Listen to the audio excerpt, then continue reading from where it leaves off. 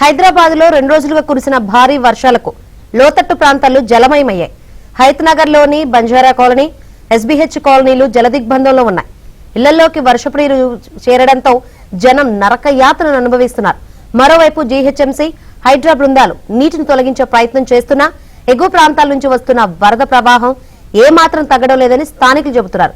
మరింత సమాచారం మా ప్రతినిధి నుమాన్ అందిస్తారు. 48 గంటలుగా హయత్ నగర్ లో ఉన్నటువంటి వరద ముంపు ప్రాంతాలు ఇంకా జలదిగ్బంధంలోనే ఉన్నాయి.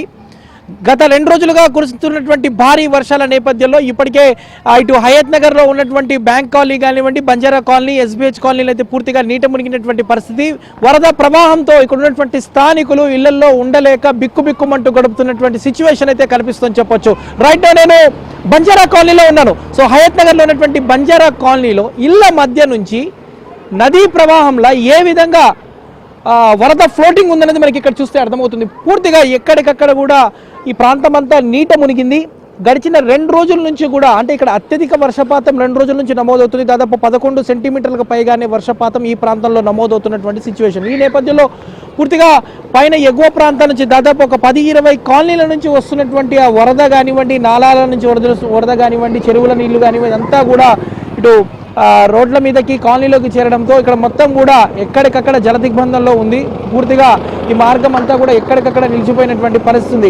వర్షం వచ్చిన ప్రతిసారి ఇక్కడ ఉన్నటువంటి స్థానికులు ఎదుర్కొనేటటువంటి సమస్య ఇదని చెప్పొచ్చు. గడిచిన 4 ఏళ్ల క్రితం కూడా 2020లో కూడా ఇదే సమస్య ఇక్కడ ఉత్పన్నమైంది. దాని తర్వాత వరుసగా వర్షం కురిసిన ప్రతిసారి కూడా ఉన్నటువంటి స్థానికులు ఇలాంటి ప్రాబ్లమే ఫేస్ చేస్తూ ఉండడం అనేది జరుగుతూ ఉంటుంది. చూస్తున్నాము ఈ వరదల్లో ఎటు వెళ్లాలో తెలియక అసలు వాహనాలు కూడా పూర్తిగా ఇరుక్కొని పోతున్నాయి. వెళ్ళలేనటువంటి పరిస్థితి ఇక్కడ మనకు కనిపిస్తుందని చెప్పొచ్చు. ప్రస్తుతం మనం చూస్తున్నాము నా మోకాళ్ళ లోతు మేర వర్షపు నీరు అంతా కూడా ఇక్కడ చేరిపోయింది. వీడియో షామ్ ఒక్కసారి మీరు చూపించండి. సో ఫ్లోటింగ్ ఏ విధంగా ఉందనేది ఈ ఫ్లోటింగ్ కొట్టుకొని పోతుంది. సో ఇదే స్థాయిలో ఫ్లోటింగ్ అంతా కూడా దాదాపు 2 కిలోమీటర్ల మేర వరకు ఇదే పరిస్థితి ఉంటుంది. మొత్తం ఎక్కడికక్కడ వర్షపు నీరు నిలిచిపోవడంతో ఇక్కడ ఉన్నటువంటి స్థానికులు తీవ్ర అవస్థలు పడుతున్నారనే చెప్పొచ్చు. ఇళ్ల నుంచి బయటికి రాలేక నిత్యావసర సరుకులు పూర్తిగా తడిసిపోయి పూర్తిగా విద్యుత్ సరఫరా నిలిచిపోయి నరక యాతన అంటే ఏంటో ఇక్కడ ఉన్నటువంటి స్థానికులు అనుభవిస్తున్నారు.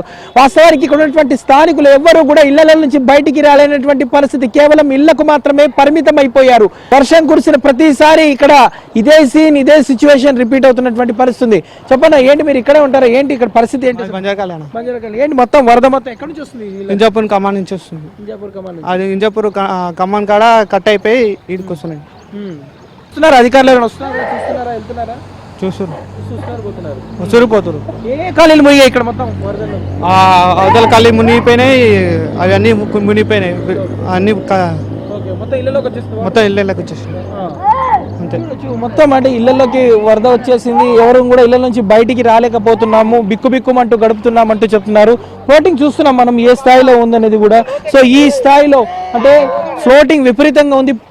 చిన్నారులు కూడా ప్రమాదకరంగా ఈ నీళ్ళల్లో ఆడుతున్నటువంటి సిచ్యువేషన్ కూడా మనకు కనిపిస్తుంది. ఇంత దారుణమైనటువంటి పరిస్థితి ఎక్కడో కాదు, జీహెచ్ఎంసీ పరిధి హయత్ నగర్ లో చోటు చేసుకుంది. బంజారా కాలనీ కానివ్వండి, ఎస్బీఐ కాలనీ కానివ్వండి, దాంతోపాటు ఏదైతే బ్యాంక్ కాలనీ, ఇవన్నీ కూడా ఎక్కడికక్కడ నీట మురగడంతో ఇక్కడ ఉన్నటువంటి స్థానికులు నానా అవస్థలు పడుతున్నారు. ప్రస్తుతం మాత్రం వీరికి ఎలాంటి సహాయక చర్యలు అందడం లేదంటూ కూడా ఇక్కడ ఉన్నటువంటి స్థానికులు అయితే చెప్తున్నారు. ఇక రాగల 2-3 రోజుల పాటు కూడా భారీ వర్షాలు ఉన్నాయి. ఎందుకంటే ప్రస్తుతం చూసుకుంటే హైదరాబాద్ లో ఇంత పరిస్థితి ఉందని చెప్పవచ్చు. ఉదయం పూట ఎండ ఉంటుంది, సాయంత్రం నుంచి ఒక్కసారిగా వాతావరణం పరిస్థితి మారిపోతుంది. క్లౌడ్ బర్స్ట్ తో సిటీలో అనేక ప్రాంతాల్లో కుండపోతగా వర్షం కురుస్తుంది.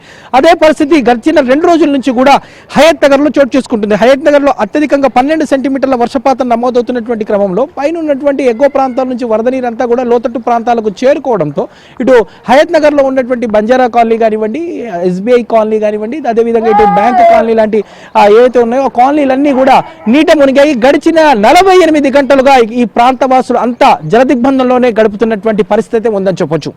జర్నలిస్ట్ శ్యామ్తో నుమాన్, ఆంధ్రజ్యోతి, హయత్.